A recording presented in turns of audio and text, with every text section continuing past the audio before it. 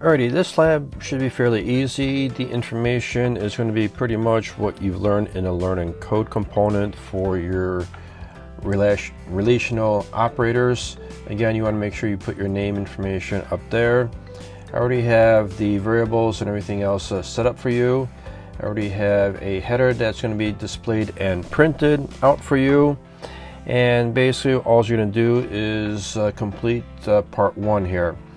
So part 1, I already have a header that I'm going to be displaying from here. And then what you're going to do is down below here, you're going to create the following print statements for these particular tests below here.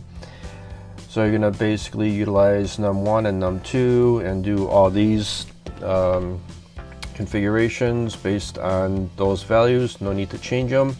So you want to write the appropriate print statement that is descriptive.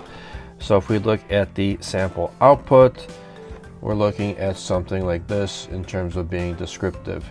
So here is basically something I've created for the example part, that I'm utilizing variables of x and y and then I'm doing my comparison value, and this is going to be yielding the Boolean expression on a part.